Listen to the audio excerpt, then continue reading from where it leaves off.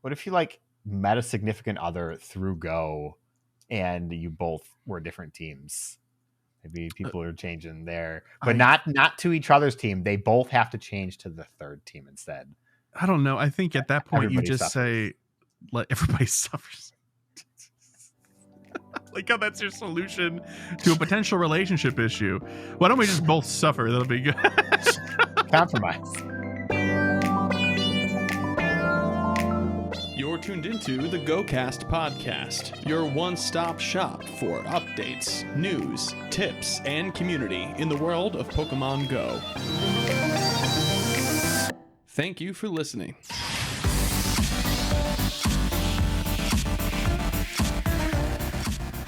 You won't be getting cold feet for an upcoming Scorching event.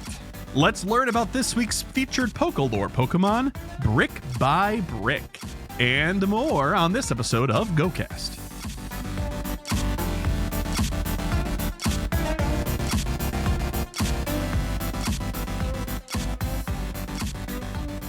Hello and welcome to the GOCast podcast, episode 285. It's June 6th. It's a Thursday afternoon. I'm your host, Chris, and as always, I'm joined by my co-host, Kyle. Hiya. Hey, Kyle, how you doing today? I'm doing okay today. Doing okay. Yes, great. As much gusto as I'm used to hearing. That's great. Everything is as it should be. We were just discussing how the cicadas are just out of hand up here in northern Illinois. So I'm very happy to talk about other things. You know what's unfortunate is that Niantic didn't time a bug event with the cicada waves, because they had a 4-week period to aim for it. But I suppose it would have just been us celebrating locally. So celebrating heavy air quotes there, but Mincadas abound. That's right. That would have been nice. That would have been very nice. But hey, we are here to talk about Pokemon Go. And while we did have that large megapod last week, we do actually have a new piece of news to talk about this week. We have one event to cover, the new Scorching Steps event. We got some details on it. Very exciting stuff for me personally, maybe not for everybody. And then we're going to be talking some Pokélore this week, and we've got the Poké Poll. Everybody's had 2 weeks to answer, so that'll be fun to go through. And of course, emails and voicemails at the end. So in the interest, I suppose, of moving right along, let's take a look at our goals we set last week. Mr. Kyle, let's start with you. 300,000 experience. How'd that go? I did it. Oh, he did it. Nice. Very, very nice. Did you maintain your 7-day streaks? This was the one I was not so sure about. I did. I'm very sad that they're not synced up right now, but I didn't miss any. So, oh, that counts. That's the goal. Nice. So are you going to line them up, or are you going to keep forgetting to line them up? I'm probably not going to go through the effort of lining them up. I'd rather just keep them going. Yeah, my man. And did you finish or actually, it doesn't say finish, but did you progress through the glitz and glam research? I did progress. I was on step 1. I'm now on step 4. And the only thing I'm waiting on is powering up a Pokemon 25 times. Yeah.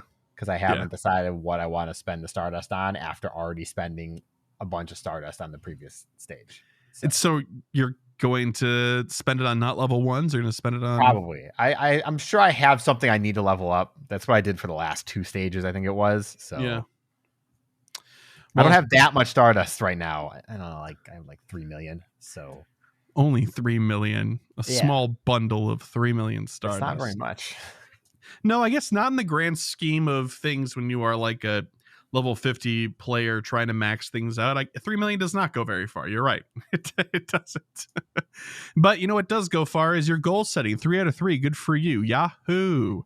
For myself, I wanted to hatch 50 eggs this past week, or since we last recorded. And I did not hit that. I did not actually go out and play this weekend like I wanted to. I spent quite a bit of time editing and doing some other stuff. So unfortunately, I fell quite a bit short. I think I got 29 or something, more than the average bear, but not my 50. Not the 50. And then I wanted to have 19.75 million Stardust on hand. I'm actually at 19.7, and I'm not going to give it to myself. I am 50K short. Dang. I'm not choosing kindness for me this week. I'm not, because I did spend something. And Oh, I was gonna say, did you spend any? I did. I spent just a teensy bit. I got 2 new brand new hundos this past week that are actually pretty sick. I got a Clauncher and an Emolga from the Stadium Sites event. Okay.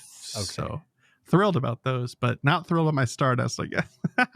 And then I wanted to finish the Master Ball research, and I did finish that. So I'm not going home empty-handed from this, I suppose. There is that. So Yahoo. But that's still a 1 out of 3 for me and a 3 out of 3 for Mr. Kyle. So congratulations, sir. I'd shake your hand, but it would be through this computer screen. Maybe when they give us long distance trading. Maybe. What was the last time that bonus or feature was had in an event? 5 years ago? I think like prime apex of COVID stuff, right? Even then, I don't even remember. I remember it happening for one event. And I don't remember if it's been back since. Yeah, I don't know. I'm not going to speak on it because I don't know. But that sounds familiar. Yeah, he's Googling it right now. Are you searching? I'm gonna, but I don't think I'm going to spend enough time finding it. So okay, let's just move on. You're right. Good call. And with that, we're going to hop right into the news. Yo, what up? It's the news. Okay, we've got one event to talk about. It's going to be upcoming starting on Friday, June 21st. It's the Scorching Steps event. And, you can kind of glean from the name 2 things. One, fire types probably, and then steps, I guess, walking of some kind. So let's see what that actually means. Like I said, this is starting on Friday, June 21st at 10 a.m. And it's going to run until Tuesday, June 25th at 8 p.m. local time. Event bonuses for this event are going to be 2 times candy from hatching eggs, half egg hatch distance when eggs are placed into incubators during the event. And if you're using the incubator, or rather egg hatching widget on your phone, it'll be quarter egg hatch distance for the first 3 eggs hatched during the event using that widget. There has been some failure / success with this in the past, although I think the last time it largely worked. So I'm hoping that this time we will also see a good success rate for people using the widget. It's been around for a while. They've been working on it. So yeah, I feel like I will speak very positively of the widget because I use it all the time. So I'm happy to report it's not broken. At least not. I'm on my phone. I guess. I have the widget. I just almost never don't use it. You don't. I mean, it's there. Like it's got an egg in it right now. Nice. Oh, look at that Hisuian Typhlosion buddy you got going on. Yeah, which reminds me I need to feed him. Yeah. Not the 10K egg in a regular incubator, right there. I pretended to not see it. That does pain me so much. Nothing worse than seeing 12Ks in a regular incubator, though. Yeah, I got 5 12Ks right now. One day I'll have 12, and I can do them all in supers. Yep, and then the screen recording will fail, and then all right, and then the last event bonus is it's an increased chance to encounter and hatch shiny Slugma and shiny Litleo. I'm thrilled about the Litleo, but I think I could do without the Slugma. What about you, Kyle? I mean, I really like it shiny, like a lot. So if you didn't get the shiny from Johto Tour, I think it's pretty cool. That's about it. I don't know. Yeah. I don't have shiny Litleo, cool. But I don't care too much about Litleo, so I'm wouldn't exactly be excited to hatch a 5K egg and get a Litleo out of it. I've got 1 shiny Litleo. When did this even happen? Oh, and it's a gal too. So I need a male one, and then I'll have I need a male one and then another whatever for the Litleo, and I'll have all 3. That's actually not too bad. But I'm sitting on 4 Slugma right now. Yeah, it's been featured several times. It has been. And probably 3 of those were from Johto Tour. But I think I'm not going to check now because I already spent too much time looking. But I will agree with you that it is a very good shiny. So if you do not have one yet, this is hype. You're right. I'm just speaking from my own personal experience. I'm kind of over the Slugma shiny, I guess. But anyway, enough about that. This is the most important bit. Eggs. Yeah. Larvesta will be available to hatch from 2 kilometer, 5 kilometer, and 10 kilometer eggs if you're very lucky. Very lucky, not just lucky, y'all. Also, for the first time in Pokemon Go, especially fortunate trainers might hatch Shiny Larvesta. It's the debut of Shiny Larvesta. Yeah. Yes, it is. So these egg pools, let's take a closer look. Let's zoom in and enhance, if you will. 2 kilometer eggs will feature Growlithe, Slugma, Houndour, Magby, and Larvesta. 5 kilometer eggs will feature Hisuian Growlithe, Darumaka, Litwick, Larvesta, and Litleo. 10 kilometer eggs will have Larvesta, Turtonator, and Charcadet. Now, of all those Pokemon listed, only one of them cannot be shiny, and it is your boy Charcadet. But I still think it's a valuable hatch right now because not a lot of people are getting them because it's been a 10 kilometer egg hatch. So that's nice. And of course, they have really just kind of cut these pools down to 5 Pokemon, and then 3 Pokemon. And that's good. We like that. Yeah. As long as there's nothing extra not listed here. Yes. Yeah. They didn't say and more, TM. They did. So, you're right. I'm just keeping the option open. That's all. Right. Never close the door. Never close the door, for sure. Next up, field research task encounters. If you do task or event-related field research tasks, you can have encounters with Slugma, Litleo, or Turtonator, which is sick. There's going to be a timed research wherein you can hatch eggs to earn Stardust experience in encounters with event-themed Pokemon. There will be Pokestop showcases. Be on the lookout for showcases at different Pokestops where you can enter event-themed Pokemon. I'm going to assume it'll probably either be Litleo, Larvesta, or Slugma. Because I bet you it'll be Slugma and Litleo. You're probably right. No Larvesta. And then there's going to be web store stuff. I think there's a bundle for like $9.99 in there if you want to go take a look. Yep. So that's it for the news, honestly. So what are we thinking here? I know you're not a big Hatcherista like me, but okay. So, I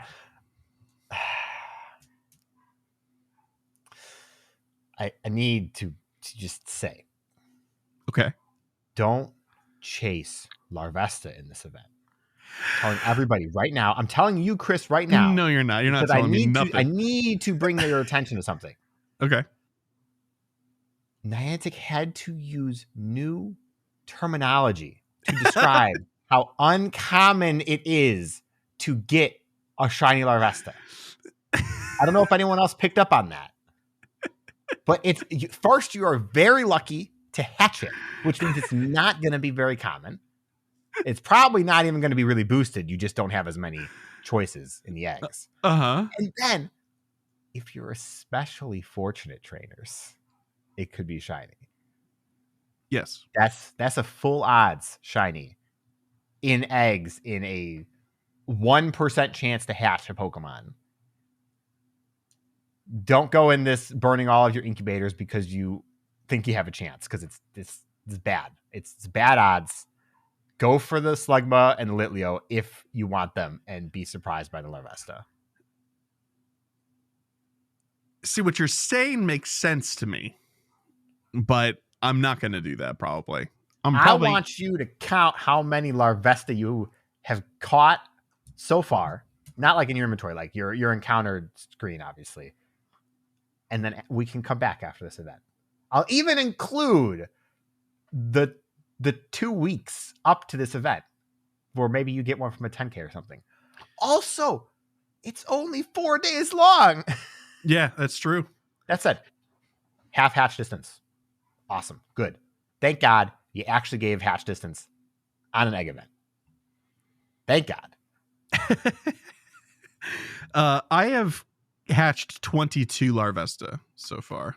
Okay. I've probably hatched 5. Okay. But Unova is probably near the bottom, isn't it? I don't know. I just searched for Larvesta and then I went to the Pokedex in the option there. Oh, that's a fair point. I never do that. There it is. I started doing it after I got 6. 6, yeah, but I've hatched 15 times more eggs than you have. Exactly, yeah. So and that's a conservative. I've been pretty lucky with my Larvesta. Yeah, you have been. Boy, I love seeing all these Clauncher in the wild, man. I gotta tell you, I'm being sucked in. I got a Trico out here. You got a Trico up in here. Oh no. What variety? Anyways, there's nothing inherently negative about this event. It's fine. It's cool. I like Shiny Slugma. Shiny Litleo is fine. But yeah, it is inherently, and some people may not like the word, it's inherently predatory because Niantic knows when you release a new thing that's sought after and you obfuscate it just a little bit with the same stuff you use for all featured things, people are going to want to commit to it. That's just how this works. That's just the psychology of it. Yeah. I am living testament to that, I believe. So this is not the Shiny Larvesta feature. It's just the release. I just want people to keep that in mind. It's totally fine. It's cool that it's going to be accessible. Well, it's going to exist is what I should say. And that's about it. Yeah. Wait for the community day. It will happen. It's not worth it. That is a very responsible take. And I can't set it as a goal this week, but maybe next week. No, you're gonna have to wait 2 weeks. 2 recordings. 2 weeks. 2 weeks. That's what I meant to say. Yeah, absolutely. So anyway, get ready for me to talk about this for the next couple of weeks because I'm very excited. Even if I'm just excited for other people's screenshots of their Shiny Larvesta, that'll be cool. It'll be very, very cool. Okay. I guess that's it for the news, like for real. So we'll have to move on here. Up next is Pokélore. So for this week's Pokélore, we have Stakataka, the Rampart Pokemon. Stakataka is an Ultra Beast composed of many dark gray stone life forms stacked together to form a 4-sided tower with a spindly leg on each corner. The stones that form the legs and the top corners are slightly darker. When at rest, its legs fit into the corners of the structure. Its lighter gray stones have glowing blue lines on their sides, which are visible along its edges and underside. Each stone square has a black underside with a circular, glowing blue eye in the center. These eyes will turn red whenever angered or fighting. According to FICO, a single Stakataka comprises of almost 150 individual life forms. Ooh. Stakataka can plant itself on the ground to disguise itself or when sleeping. It can freely manipulate the stone life forms on its body to form legs and open up to let attacks through or trap foes inside. Stakataka's legs are strong enough to break a tree in half. Let's go. It's not very strong in Pokemon standards. I just wanted to be clear. Oh, I was about to ask you if you could, kick a tree in half. Like all Ultra Beasts, Stakataka stores the same energy possessed by Totem Pokemon within its body, which takes the form of a red, flaring aura. This energy is called Z-Power. As seen in the Long Vault home, Stakataka hates having anything on top of itself and will violently try to shake the object off. No. However, if someone can resist the shaking and successfully ride it, then it will calm down and gain Stakataka's respect. So Stakataka's a horse. It can be broken and domesticated? It can be broken. Oh, geez. Wild. Oh, man. Anyways, for stats, max CP level 40, 3,294. At level 50, 3,724. Not terrible, all things considered. No, not at all. 156 stamina, a massive 298 defense. Woo! And an okay 213 attack. Best moveset at the moment is Rock Throw with Stone Edge and Bulldoze. It's not very good, as we talked about a few weeks ago, I'm pretty sure. Yeah, it doesn't have a lot of use. Maybe there's something that's going on in PvP, but I really don't think so. I'm not aware of it. Yeah, that's Stakataka. I had no idea. I didn't really even think about the blue eyes. My brain just saw it as patterns. Yeah, I see people saying that, but I don't see how people could have understood those as anything other than eyes, because they look like eyes to me. I don't know. I never gave them enough thought. That's really where it boils down to. It's so alien looking that it doesn't really matter what the circles are. They're just circles. I think the thing that stands out to me is the 150 individual life forms thing. Yeah. That's pretty cool. It's like the wishy-washy before wishy-washy. Or yeah, except it doesn't do anything cool with it. So yeah. Well, low-key. This is just a thought. Main series games. Every single Ultra Beast is hampered in its design because they all have to have the same ability. I'm not talking competitively or power-wise, but theming-wise. The fact that they all have the same ability is a massive missed opportunity. Yeah. The fact that Stack Attack doesn't do something because of these multiple life forms that it has is tragic. You are describing for all of our Go only people Beast Boost, right? Yeah, they all have Beast Boost, which is a crazy powerful move. Don't get me wrong. In the main series games, Beast Boost is busted, but it's also just not fun. Like it's just good, and fun is better. So yeah, I agree, especially when it comes to games like this, right? Because if it's not great and competitive, then you can just say it's not allowed, and they have no problem with doing that. So Yep. Great.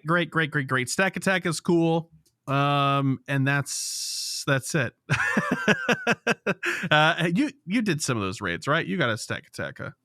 No, I did not. You did not get one. I did not. I've got extras. I can save one for you. Yeah. Perfect. Okay.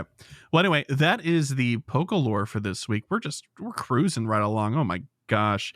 Next up is Poké Poll, if you can believe it. For our last question we had, one day you wake up to find 100,000 Pokecoins added to your account. What do you spend them on? First response from Freya Amber. They said, I would go totally ham on just about everything except balls and the medallion. Go Valor. God, I totally forgot the medallion even existed.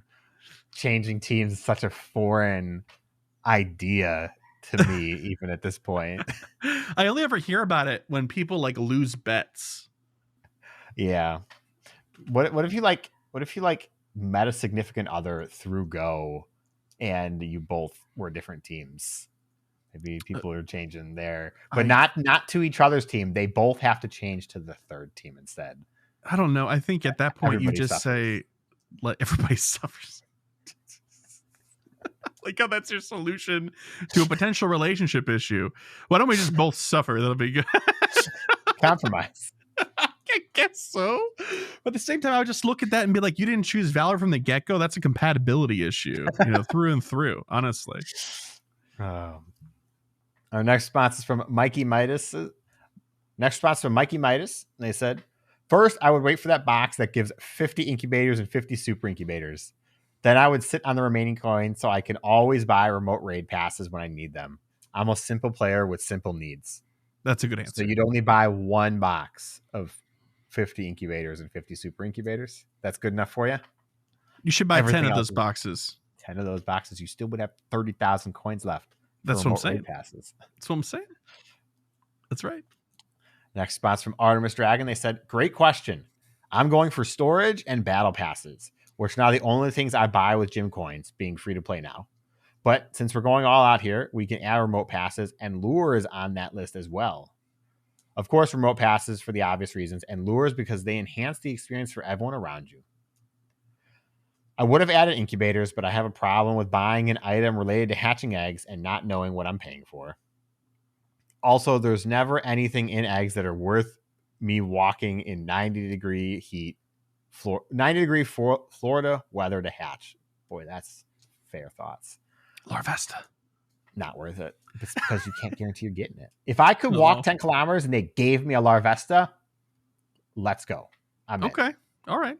That's why the monster tracking is so good in Monster Hunter now. Yeah. It's the best thing they've ever done. Yeah, I've never hunted more Diablos than I have now with that thing. Oh my gosh. Yep. Rathalos for me right now. With that said, if I know that this egg that I obtained from an ambassador, an ad balloon, or a friend who breeds eggs has a Charcadet inside, I'm in. These ideas are free, Niantic. Please take them. Everything else is just fluff and virtually useless for me, especially incense after they were sullied. I have like 15 freebies that never get used. Sorry for the long. Yeah. I agree. It's fair. Although, I mean, star pieces, gotta have those star pieces. It's worth keeping at least some around. Star pieces are always valuable. Not like lucky eggs where they eventually run out of value. Well, unless you're preparing for level 60, I guess. Some people just like to gather experience. We had people who were level 40 times 30 back in the day. So yeah, that's true. All right, next one's from Mimikyu 3D, and they said 100,000 Poke Coins. First of all, that's like $80,000. I don't think that math adds up quite right. Well, I mean, so it's supposed to be like $1 for 100, but then you start getting like these discounts as you get up higher and higher. 14,000 coins for $100. Yeah, which I have bought one time. So maybe more like 70 or 65,000 for 100,000 Poke Coins, something like that. What? Yeah, you gotta buy you would have to buy the 14,000 bundle 7 times, and then you'd need a little bit extra, so it'd be just under $1,000. $1,000 is it should be like $800. No, that's right. You're 100% correct. Yeah, we've accidentally zeroed here. Anyways, yes. So I might feel a little bittersweet, like it's almost real money, but I'd almost certainly use a lot of it on Poffins and on lures. I feel like a fun buddy, and so many of my buddies are so slow, even when I do the Poffin at 10-kilometer trick to get the double walking candy. It's so slow. Poffins get me the fun of bringing Best Buddy, Shadow Mewtwo, Best Buddy, Guzzlords, etc. to PvP, and it's fun. Wear a Solgaleo mask with Best Buddy Solgaleo. I'm so cool, right? Why not double my rate of buddies with the Poffin up all the time? Second, I love when I'm waiting somewhere boring like a checkout line or a waiting room at the car place or oil change, and I open the app and there's a few lured stops nearby, just spawning stuff. Sometimes this grocery nearby has stops near it, lured by the same good Poke Samaritan who I suspect works there or near there. It's just nice to get cool spawns when you're otherwise in a boring situation where you don't have the pleasure of doing something else. I think I'd like to be the nice person who just lured up the world and get people out having fun. So that's about it. Couple spicy picks. Also, the hostess poll. The answer is Twinkie, because it seems like Twinkie is nearly all air, and it seems dumb to eat air. Shout out marshmallows. You're inferior to dark chocolate. The real answer, shout out to Pennsylvanians, is all of them, because Tasty cake is the real portable snack cake. I've never heard of that before. I've never heard of it either. Cake with a K? Okay. That said, I don't know. Dark chocolate versus marshmallows. That's too spicy for me to comment on there. Really? No, I have a clear answer here, but I feel like people are very heated over the topic of dark chocolate. That's okay. Why don't you be a little disrespectful right now? I think dark chocolate's bad. Okay. It tastes bad. Do you like milk chocolate? Some milk chocolate is good. I'm not huge on chocolate in general, but milk chocolate if I have chocolate.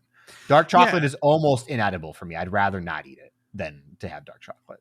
I do feel like if you don't like chocolate, you'll never learn to like dark chocolate. And I think if I don't like coffee, I will never like dark chocolate. I think there is a significant overlap in people liking coffee, especially darker coffee and dark chocolate. That doesn't feel like that's right, but I can't, I don't know, when I think about it, it makes sense just because of all the sensors, and also dark chocolate and stuff. It's a lot of very common notes in coffee. Yeah. Yeah. And it's like one of the most prominent ones too. When people are like, "Oh, I taste cherry or something or whatever," exactly. And you're like, "Oh, I feel like you're making that up," but the chocolate's definitely there. Oh my gosh. Marshmallows are better than dark chocolate, but it's a strange comparison to make. I think marshmallows are kind of bad, personally.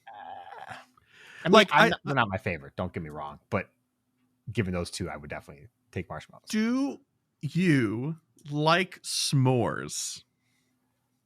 They're fine. I don't like go crazy to go make one. Okay. Like if I'm making one, I'm like, I can't believe I'm having s'mores right now, but like it's good. I can't believe this is happening to me right now. I'm having a s'mores. It's not It doesn't happen existential. look. It's not a common occurrence no matter who or what you do. Okay. All right. It's also just like occurrence. you're not like if you were like an outdoorsy guy who was like camping more often than you are now, which I guess would be at all, you would probably have more opportunity, more surface area of opportunity to have s'mores and be therefore more normalized. And now you're just like, but I'm not gonna go.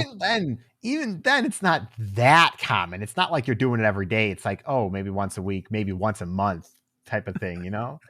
I guess. I don't know. I'm also not very outdoorsy. I'm having a hard time visualizing this. You're dark chocolate. I get it. Okay. Anyways, I like chocolate. Chocolate's good. Chocolate's good. Yep. Next spot's from Bunny Man. They said, I would 100% buy all of the Avatar cosmetics. Ooh. Definitely in the top 3 favorite things in the game is matching Avatar to the buddy. The Avatar update was not the greatest, but I was thrilled to get access to a whole bunch of new items. Yes. Now we desperately need a better UI for interacting with the Avatar items. Yeah. Holy God, is it bad? Yeah, it's pretty bad. I tried to just change up my avatar when the update went live, and I'm like, I don't remember which ones of these I own. I just have to scroll. Yeah, we need subcategories, even if it's loose, just something. Just owned. Literally just let me hit a checkbox that only shows me what I own. It would be passable. Yeah, but then in this case, Bunny Man would have the same problem because they would own all but then they items. can just be like, all right, I need like a purple looking hat. So I can just go through all the hats. But like, I'm True. like, I want to equip a new hat. I don't know which ones of these I actually own. Now I have to go look. Well, it's all the ones that don't have, the Poké coins underneath them. You have to scroll. You can't skip them. Yeah. If true. you owned all of them, then they're all options to equip. Right. That's fair. All right. Next one's from Adam Ant, and they said, I just wish we could buy event tickets with coins. I hate being free to play and having coins I saved up, but can't use them for event tickets and instead have to use real money. Yeah. 100%. Now, here's a thought. Would it be better or worse if some tickets could be bought with coins and others couldn't? Like, would that be a positive because it's opening access to players, or would it feel like a negative because now there's some you can access and some you can't?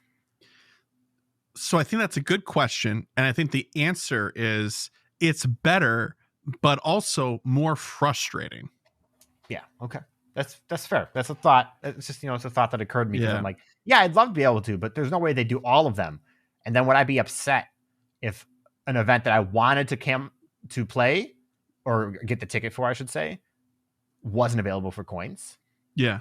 It's all depends on how much you're interested in the event. The more interested you are, the worse it is for it to not be available with coins. The other question is, and I'm happy to bounce this off of you because you're much more mobile game centric than I am, is that a lot of mobile games have several different types of premium currencies. And they'll have, like in Pokemon Masters, there's paid gems and free gems, and you can only use paid gems for certain things. And so here's my question is real money the premium paid gems in Pokemon Go, or is Stardust already a different currency?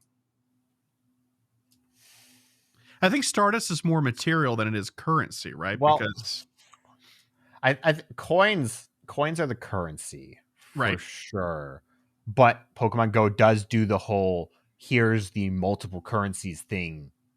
They just do it first with Stardust, as you mentioned, second with Candy, and then obviously you can talk about all of the resources, but third is probably rare candy. Ooh. I think that like is the one that's kind of obfuscated and kept behind checks and stuff like that. I guess, but like the acquisition of the top premium currency again, I'll use Pokemon Masters. For paid gems, you don't get paid gems any other way. You have to buy them. Yeah. Candy you can earn from walking or catching, playing the game, more or less, right? And rare candy can be gotten from raids, which also have a free avenue of 1 free raid pass per day, right? Yeah. So I will say that Masters is uncommon in that regard. I'm sure there's plenty of gacha games like that. yeah, But most just buy the same currency, but you can use it. But they don't have a special banner for you to use your paid currency on that's different than the free currency. Like that's a interesting thing that Masters does that most other games don't do. okay. For those who don't know, in Masters, there are banners. You pull pairs of trainer and Pokemon that have abilities and all that kind of stuff with the premium currency that is also gotten by playing the game. But there are also versions of those banners that are cheaper with better rates and stuff like that, or bonuses after you do it a bunch of times. But you could only pull on that banner if you bought the gems with real money. They're specifically tagged as paid gems. Right. So it might as well just be like, hey, instead of using gems, it's $5 for a 10 pull. Exactly. And so there is no obfuscation for Pokemon Go in that regard, I guess. Right. It's just $1.99. You got it or you don't. Yeah. Yeah. Well, I mean, there is this, minor obfuscation because it's coins. You have to do money to coins and then coins to raid pass and then raid pass to raid. But so I'm specifically talking about tickets and stuff like that, where the only option is to pay with $1.99, $2.99, whatever the case might be. Like the Pokemon Go Fest global ticket was $14.99, no ifs, ands, or buts. Which yeah. So anyway, all right. Last response is from Sa Mr. Pingu from YouTube. They said, for the Poké Poll, I would max storage and use on remote passes. I'm pretty much a solo player, so can't participate in new raids as the community here just don't communicate. So I would join online community to raid. It's great. It's great use. Absolutely. Yep. Especially maxing out that inventory, right, Chris? Yeah. That's a lot of money, all things said. I remember doing the math when it was like 5,500, and I'm like, I can't believe I did this. No, thank you. Don't want to talk about that. No, thank you. All right. So for this week's Poké Poll, we have, what are your goals for the Shared Skies season? And remember, Shared Skies season does include in-person Go Fest events as well as the global Go Fest event towards the end of the season. Yep. Yes, it does. Normally we would give our answers here, but we gave them last week. So we won't be giving new answers to this question, I suppose. It's everybody else's turn. So please, if you'd like to respond to this week's Poké Poll question with your goals for the Shared Skies season, you can answer the question when it's posted on our X account at GOCast Podcast. If you're a patron of ours in our patron Discord, we have a channel for it. It's the Poké Poll channel. You could also send us an email to mail@gocastpodcast.com or leave us a voicemail by calling 262-586-7717. Two more options here. You can comment on the YouTube video if you're watching us on YouTube. Hello, YouTube. Good to see you. And lastly, if you're listening on the Spotify mobile app, you can interact with the episode directly and answer the Q&A there. So good stuff. But speaking of emails, voicemails, all that good stuff, Mr. Kyle, I can't believe we're already here. It feels like we just started recording. But where are we? It's time for emails. That's true. And we have one voicemail and actually emails this week, too. Not just voicemails. So this one voicemail here is from Kevin Red Bull. Hi, Chris and Kyle. It's Kevin Red Bull. I just was listening to your episode for the week, and I noticed that you both got wild, perfect smile lives in the last week. Sure did. And that pretty much blew my mind because not only did Chris get a perfect smile live and Kyle got a perfect smile live, but Kevin Red Bull got a perfect smile live in the wild as well. That's amazing. Okay. All in the same week. I think mine was like a 317 CP, but I just thought that was so funny. So I wanted to ask you guys, what's your favorite perfect you have? My favorite is probably my perfect purified Mewtwo, because I do have several other 3 stars. that are shadow, so I don't need to worry too much about it, you know. You know the history, the lore of the purified Mewtwo. Uh-huh. So, what are your guys' favorite perfects that you own? They don't have to be shiny. You know, it's pretty easy to just pick the Shundo, but what's your favorite perfect? Shiny vibes off. Kevin Red Bull out. So it doesn't have to be a Shundo. If it did have to be a Shundo, you and I would be rather limited in our choices here, I think. I have 2, so yeah. Yeah, I've got 2 as well. I mean, so it doesn't have to be a Shundo. I've got 3. Oh, You got okay. 3? Yeah, nice. But, Yeah. like, Shiny Hisui and Typhlosion is pretty freaking great. Yeah, it is. It's definitely, like, way up there for me. Also, like, I have a Hundo Entei, which was my first Hundo Legendary that I got a long time ago. I got in 2018, and that's probably way up there. You know what? Never mind. Hundo Rayquaza that I got from GoFest last year because it's got history behind it. That's definitely my answer. Hundo Mega Rayquaza that I have 2 of, but the one that I have at level 50, obviously. Is the one from GoFest, does it have the location card too? No. Ah, boo! That would have been They awesome. were remote raids from Global, so there weren't stuff because we were in the park the whole time last year, so we didn't really do a lot of Rayquaza. We were, yeah, that's fair. I tried to get a Hundo Xerneas so bad in that park, though. I did so many. Yep, you were quite the raider that weekend, that's for sure. And I mean, it's looking like we might be quite the raiders again this year. So I'm ready. Yeah. No eggs, all raids. Well, okay. That's not true. I'll probably hatch plenty of eggs. Yeah, you will, whether you like it or not. If you don't plan to, you'd be like, how did I hatch 350 eggs? Okay. For myself, this one is easy for me. I do have a lot of good candidates. I've got 195 perfects now, which is sick. But above all, my Shadow 100% Arcanine is pretty awesome. I've got another Shadow Hundo, which is the Nidoqueen, which is also one of my favorite Pokemon. But Arcanine is up there, and right. I'm thrilled with it. So good stuff. Yep. Okay, thank you, Mr. Kevin Red Bull. Okay, we've got several emails here. We've got some short ones and a longer one. So Kyle's going to take the first few, and then I'll finish up with our longer one at the end. First one's from Juan. They said, "Hey, GoCast, Juan here with another email. It's been a while. As you all know, some of us are blessed with house spawns, but I mean lots of them. Some of us, a few spawns, like myself, I get about 2, maybe 3 on a good day, and some none at all. Let's say you get 7 spawns at your house, hypothetically, with the chance of them fleeing the more you wait on them. Your only guaranteed Pokemon catch is the first one. The more you go down the list of these 7 mons, the more of a chance you have of them breaking free of the ball." So, just to clarify that, going to get a list here in a second. You catch the first one for sure, and you're subsequently less likely to catch all of the following ones. Okay. Here's the list. Kecleon, Arctibax, Sableye, Greavard, Moraine, Nincada, Wooloo. In what order are you catching them? Also, another note. One of these is guaranteed 100% shiny. One is a Shundo. One is a Hundo, and another is a Nundo. At random, that is. Thanks for taking the time to read this. Email later. See ya, Juan. Okay.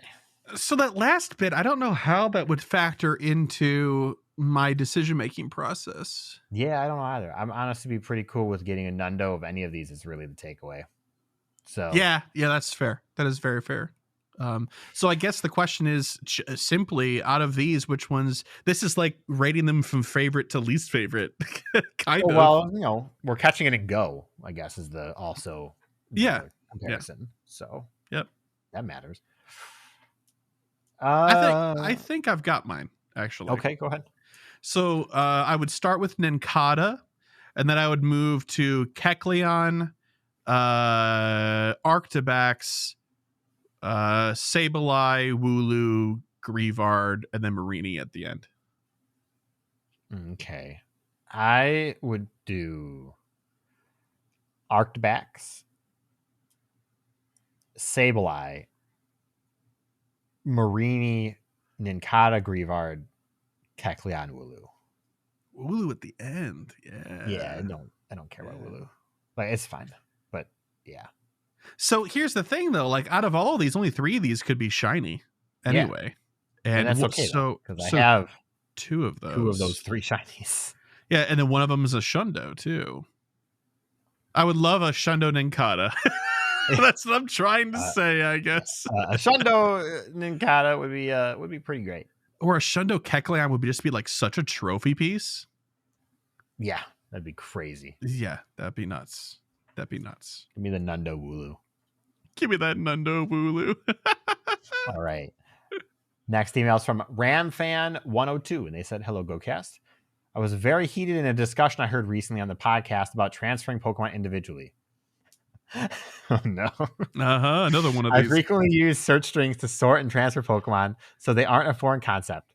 But for whatever reason, I've stuck to my tried and true method of transferring as I catch or going in every 20 to 30 fast catches and clearing things out.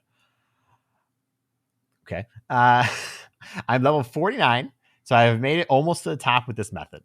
I thought it might be time for a switch recently, so on Bond-Sweet Community Day, I used Select All Transfer the first time in my life and successfully transferred hundreds of Bond-Sweet with no filters on. What happened? Did I have a 4-star? The world may never know. Oh no, that's crazy. That's crazy. That is living life on the edge. I rarely take Kyle's side in discussion. Sorry, Kyle. But I am 100% with him here. Select All is a hill I will never willingly to conquer, and you can't make me use it no matter how mad Sarah Amanda gets. Transferring one at a time. Vibes all. RamFan102. Okay, but we've moved the goalposts a little bit here because it's not that we're advocating for everybody to select all just raw out, sawed off shotgun style. No.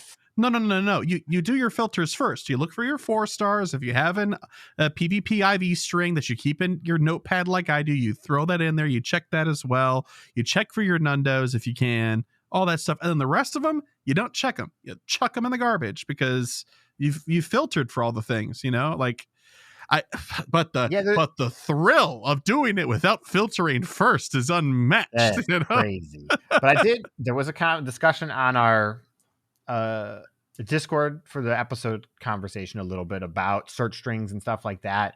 Yeah. And a couple of things that I hadn't seen before, a couple of tags I hadn't seen before, like people were making their own tags and stuff. And I'm just like, it's too much. Nope, too much. Can't do it. You don't make tags? You don't have a tag system? I have tags. I don't use them. Okay. I tag Pokemon that I've made for PvP. Mm-hmm. I tag things that I plan on evolving in the future. Okay. And that's it. Okay. Yeah, I've got some of the same stuff. I tag Hundos, Nundos, and also Megas as well. So those are all tagged. Okay. I've got rating Pokemon, Great League, Ultra League, Little Cup, Master League, Pokemon that are Mega-able, Nundos, my Dex, distance trades, and that's pretty much it, aside from several categories for fun CP totals. Yeah. I've got like 4 of those. I think, honestly, when we talk about like bloat in particular in my inventory, but other people like me that play, because I'm not alone. I refuse to believe that. I think stuff like that, where you're like, oh, I kept all these fun like CP 666 Pokemon or something like that, like, people have like level 1 collections. That's something that I don't participate in. But level 1 collections. I think that's cool. Yeah, it's very, very cool. So yeah, I see. Here's the thing. I should use the tags. You should. But it's a level of commitment that I'm just not even worth. Like, it would involve first using search strings to go through all the Pokemon I have kept, making decisions on which ones I actually want to keep, and then tagging all of them individually. Yeah. Well, or as groups, but let's be real here. That's a lot harder because you can't tag in a group and look at the Pokemon's details at the same time. So you really would be tagging them individually unless you knew exactly what you were doing. Yeah. I guess that's why it kind of appeals to me to use tags for superficial things that you can kind of glean from the from a surface level, like, CP totals and stuff like that. Yeah, for Yep. sure. And then search strings, should definitely use those search strings, but I don't. 4-star, and if I'm feeling spicy, I use the Nundo search as well. Okay. All right. Next one's from Memorandoms, and they said, "Hello, Chris and Kyle. I just want to reach out and say that I'm excited for the upcoming GoFest events. My wife and I will be going to GoFest New York City, so hopefully we will see you there. We went to GoFest Seattle in 2022 and participated in the raid trains for city play that you both led. We still finally remember Chris yelling 'Raiders to the right' as non-Pogo players walked by. By any chance, do you know if there will be similar raid trains / meetups for New York City GoFest? Are there any recommended areas of play for the city experience that you suggest we go to? I appreciate any advice. Anyways, thank you for the podcast. I usually hold off until Monday to listen to this podcast and Super Effective back-to-back while at work. Makes Mondays go better. Memorandums." Oh, man, that's great. I feel honored for us to be paired with ISC for your listening pleasure on Mondays. That's awesome. Yeah. That's awesome. But okay, Kyle, I don't want to speak for you, but for me, my favorite GoFest experience were those raid trains. I think that was they were pretty great. Yeah. And we had just personally a lot of fun, and I know the people that we were raiding with had a lot of fun. Funnily enough, we were paired with Steve from It's Super Effective for those raids as well. So yep. There must be some sort of parallel between them listening to those two and then coming to our raid train, right? The Raiders to the right was great, though. It was a great moment. Everyone just looking up, huh? Okay. Yeah. Hey, man, when you are blessed with pipes, it's rare you get to use them, so I had to revel in the moment. You know what I mean? But unfortunately, last year and this year, for New York, and I believe the other GoFests as well, I didn't see anything about it. There were no raid trains, despite New York arguably being kind of perfect for it.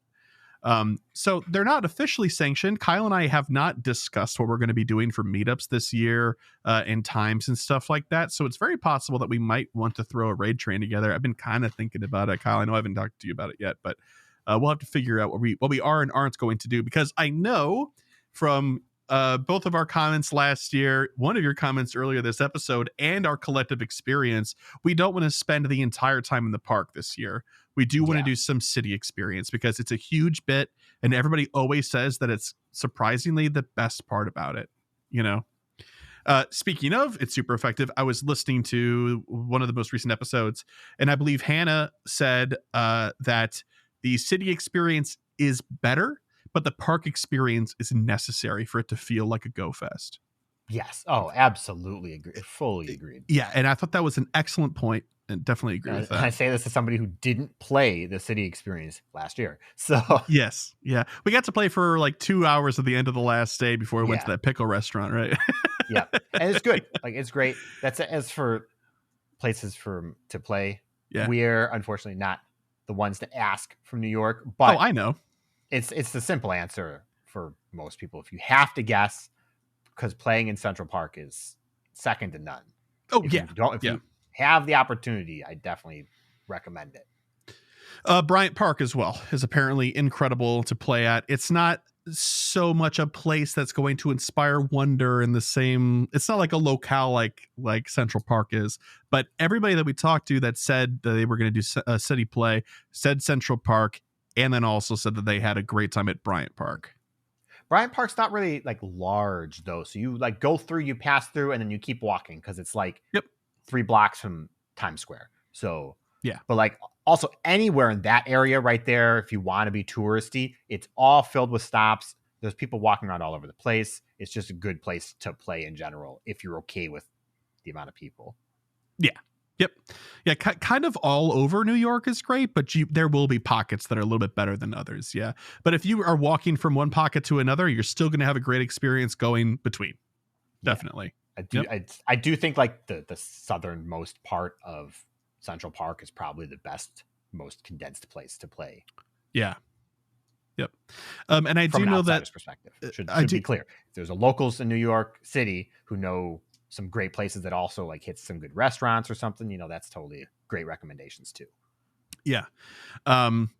Yeah, absolutely. And I know that also one more suggestion that the Incensed podcast guys have talked about in the past, doing like a hop on, hop off bus.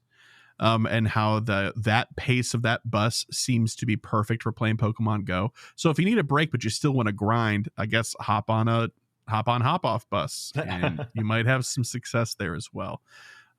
Couldn't tell you the details because we didn't do that last year, but who knows? Maybe this year we could. Well, we'll spread our wings a bit. I think this year it'll be fun. And then for the meetups, we are not part of the official Notable Trainers meetups this year. But as we always do, we will be hosting our own at a particular time so people can come and say hi, and so that we can meet y'all, because that's like our highlight of each of these events is meeting everybody and talking to everybody. Pokemon's cool, but people are cooler. And we will be having an outing on Saturday night. So we'll get those details together, like I said last week. But yeah, cool. Hopefully we answered all of your questions. But thank you very much, memorandums.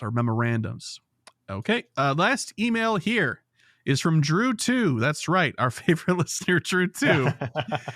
Hi, fellas. After more than 4 years of enthusiastically playing Pokemon Go, I have hit my first wave of being completely unmotivated to play the game. I'm sure part of the problem is that I've hit many of the main milestones of the game, from reaching level 50 to filling out my Pokedex as much as possible, but I have to think that a big part of my lack of motivation comes down to this past season being incredibly uninspired. With the exception of completing the various timed special researches, I have mostly kept the game closed. However, instead of just complaining, I've come up with 5 things I think Niantic could do to remotivate me, as well as possibly other players, to play the game. Oh boy, here we go. Number 1, rework routes. I cannot tell you how much this feature frustrates me. First, the problem was submitting routes. When the feature launched, I submitted 2 routes on my regular running path, and after more than 4 months of waiting, both were rejected for no reason. I only did enough routes to complete any special researches, then never touched the feature again. Now that there was a route medal, and with me being a completionist, I decided to give it another go. Thankfully, submitting and getting routes approved is much easier, but I have to say the Zygarde cell collection is incredibly frustrating. Today I did 5 routes and didn't collect a single Zygarde cell. I also noticed this. This past event for the Incense Day, I did some routes in Emmerson, and I did like 6 or 7 of them, and I didn't see a single cell. It was very bizarre. Yep. Today I did 5 routes, didn't collect a single Zygarde cell. I don't know if I'm praying to the wrong RNGesus or if it's a bug, but nothing could demotivate me more for doing routes than not getting the one thing I want from them. Not only should Zygarde cells be rewarded for every route at a cap of 3 per day, they should automatically be given when you complete the route. No more staring down at your phone with the sun glaring on it, trying to figure out if a cell popped up or if it's just a bush on the map.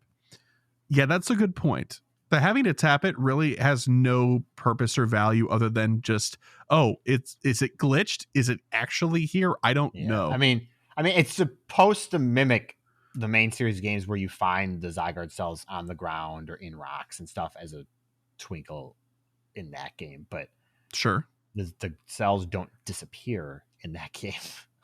Right, they're there. Right, yeah, there isn't a question of, is my GPS, has it refreshed soon enough? And should I restart my app? Should I pull up my friends list to refresh the ping? Or, a bunch of other weird things that people do. I do that last one, by the way. Number 2, rework party play. With the exception of using it for increasing damage from charge attacks during raids, there is nothing in this feature that makes me want to use it. The handful of berries or Pokeballs given as rewards are nowhere near the motivation I need to exchange for destroying the battery life on my phone. I would suggest some sort of seasonal bonus when party play is active. Either bonus Stardust, bonus experience, bonus candy, reduced buddy heart distance, increased XL chance for candy, etc. If any of those things were offered for party play, I would absolutely use the feature when playing with other people. Yeah, that's fair. It is fun. But the battery comment is kind of unavoidable in that conversation. Does it drain your battery more than just playing Go regularly? Yeah, a little bit. I didn't really notice a significant impact when we played the tour, but that's fair. I don't like party play, except like the battle bonus is really good, but the rest of it is whatever. Yeah. The problem is with these kind of bonuses is it moves from being a bonus to being a requirement. And I don't know who said this, but it is so true, and I never forget it. Given the opportunity, people will optimize the fun out of their video game. Yeah. Every single time. Yeah. And if you get increased XL from being in a party, you have to play in a party now, from now on. If you get reduced buddy heart distance, it means you can't do buddy progress unless you're in a party, you know? Like, obviously, that's not true. You can do whatever you want. But it's in the back of your mind. You're thinking about it. You're like, I could be doing more type of thing. Yeah. So I know I agree that party play needs something else. I don't know what it is. Yeah, I agree. I don't think the carrot on the stick is juicy enough, for sure. But I mean, I have fun playing it. It's a good conversation topic, yada, yada, et cetera, et cetera. But yeah. Okay. Next up, allow easier in-person raids. I know this has been said countless times, but in-person raiding is absolutely dead if you're not in a big city or if it's not a big event. I used to raid in person quite a bit and would utilize services like Pokégenie or my friends list to help fill in the rest of the required team to defeat the raid. With the nerf to remote raids, very few people on my friends list are willing to spend the money, and apps like Pokégenie have such a long wait time for bringing in other players that the raid could end by the time it's my turn. If I really want to raid something, I will find a way, but most of the time, it's not worth it. So ironically, with the remote raid nerf, my in-person raiding has essentially gone from daily to non-existent. The easy solution? Allow in-game raid matchmaking. Find 5 other players wanting to do the same raid around the world and let us all battle the raid together with our combined resources. Niantic still gets me out in person, and if I get my raid, I don't see how this isn't a win-win for everyone. So they get you out in person at the raid, but they want you to be there with other people, so that's why they wouldn't want to do the matchmaking. That said, the tech is there because there's matchmaking in Monster Hunter at a very similar level. Yep. But this has all to do with like gameplay goals and behavior. But like, goals I thought Niantic. it was the goal of Niantic itself. There are 4 pillars, but Monster Hunter now disproves that. Yeah, or it shows or that it's the these are exception. fundamentals that they have specifically in mind for Go. Yeah. Raid matchmaking only at in-person raids would be game changing for literally every single person who plays this game, from whale to new player. Yeah, definitely for like those shadow raids and stuff, because unless you've really put together people and you've made a plan and you're going to go out and do it, which is difficult because the egg timers for those shadow raids during the weekend are the same as regular egg timers. It's nigh impossible. I've only done one organically before. I've never done another one. I never see people at these raids when I'm out and about playing. It's kind of wild. For somebody like me that really wanted to do a Shadow Suicune raid, I didn't have an opportunity because when people were going to be doing them in their first weekend that they were up and people were interested in doing it, I was not available. And so for the other like 3 weekends of that month, it just kind of fell off. And this has been true for each Shadow Raid boss, right? It's kind of funny though, because you say that, and I think if you implement this matchmaking, you also inevitably implement raids that don't matchmake. Same way you have raids that don't remote raid. Like elite raids? Huh? Like elite raids? Yes, like elite raids, like shadow raids. You can't matchmake shadow raids. Obviously, you can't invite. And I know. So we haven't talked about it today. I'm just putting it out very quickly, putting it out there right now. Elder Dragons. Monster Hunter now, going to be hunt-a-thons only, and you're not going to be able to hunt remotely with them right at the start. Oh, with the matchmaking stuff? Yeah. Oh, I will be astounded if they're just out anywhere in the wild right when it comes out. And so that's how I think you balance these out. I would do whatever raids were around me if I could have people join them without me having to find them. Yeah. You know, I'd give you the money. I'd give them more money to do that. But I understand the limitations that they want to put on it. Okay, question for you. If there was an item that you could buy in game, like some sort of Game Pass subscription thing, you pay let's say you pay $10 a month for Pokemon Go, and they give you 50 Poke coins a day, which is generous. And they also allow you to remote raid. Would you buy that?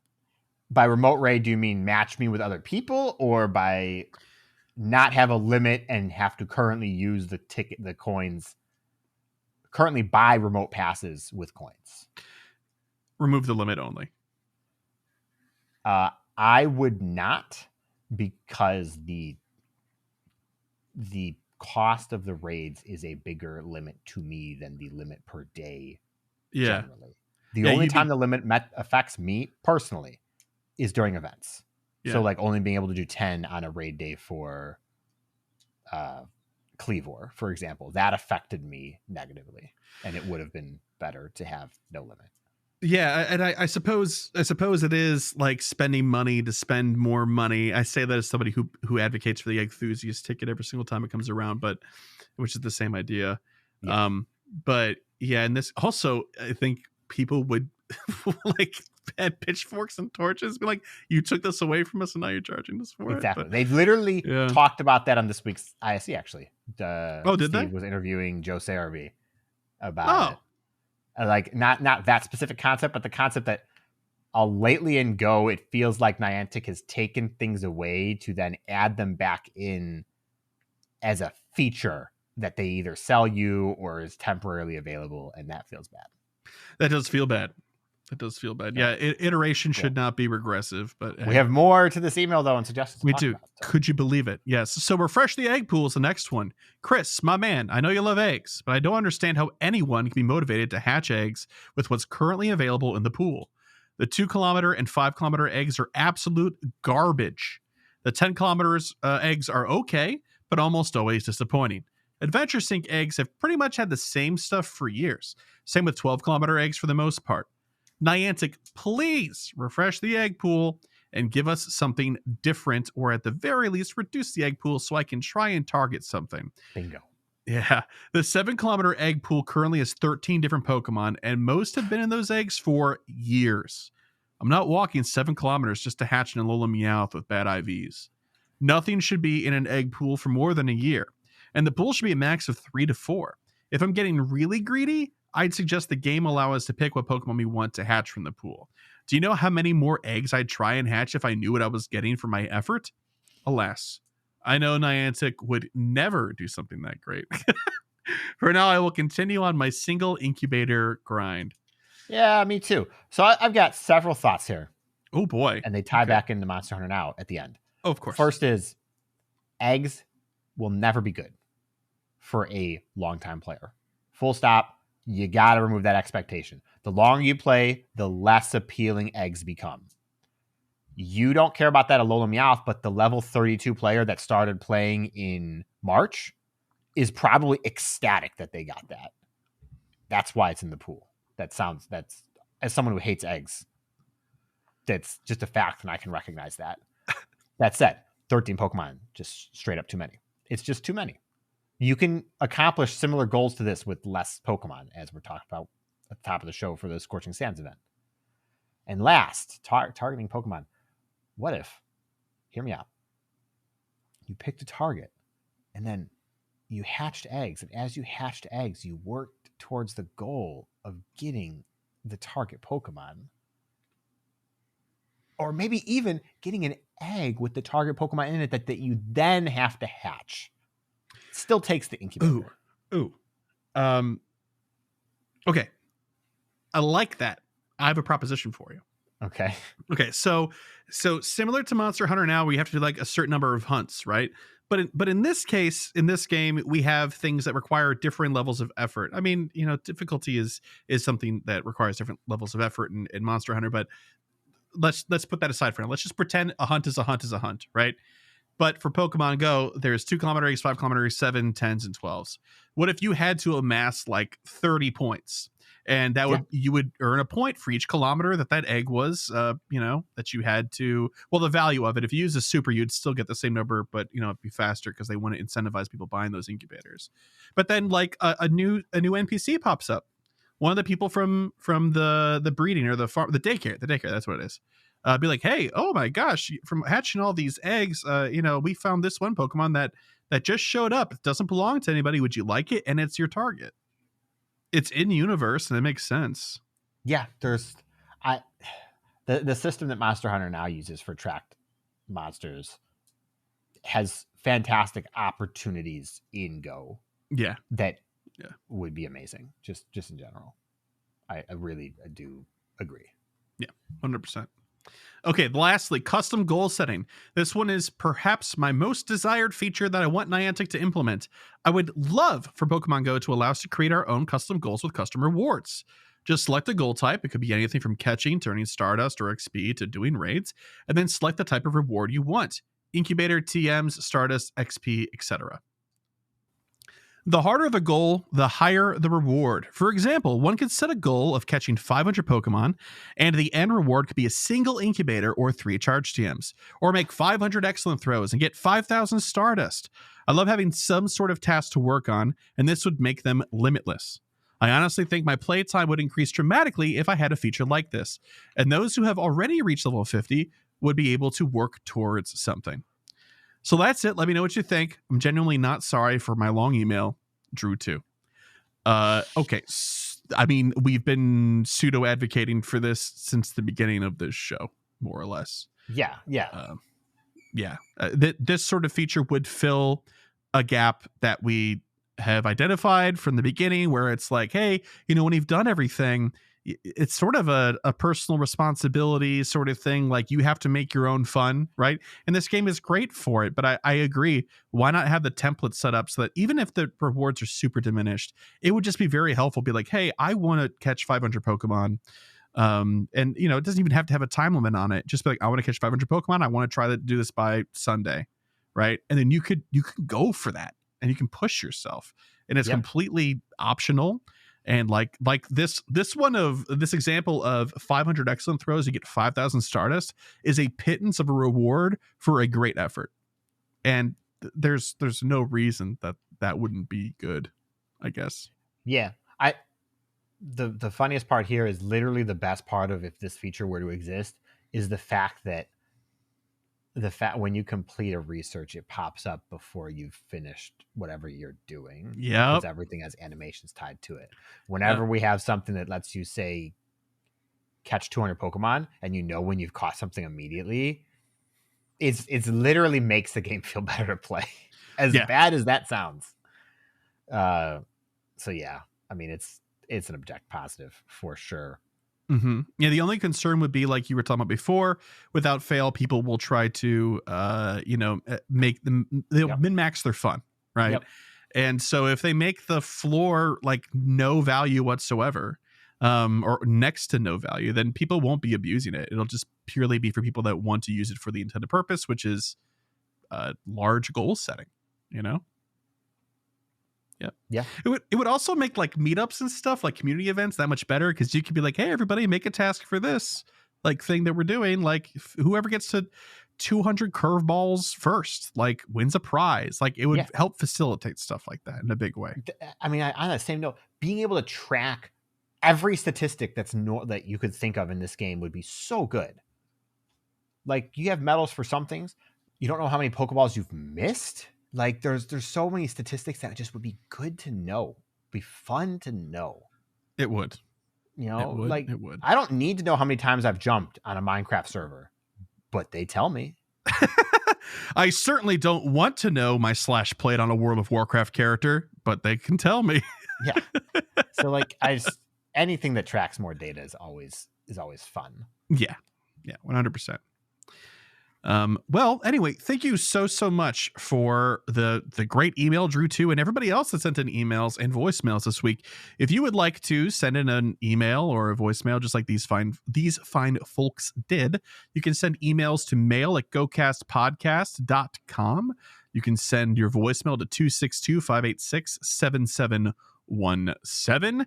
You can visit our website at GOCastPodcast.com for all things GoCast, including, by the way, our P.O. box address, which I haven't mentioned for like half a year. We do have one. Every once in a while we get something in there, and it's always great. So thank you so much for those of you that have sent things in, like stickers and keychains and the like. You are wonderful. Thank you so much. But yeah, that is a thing if you're interested in that, I suppose.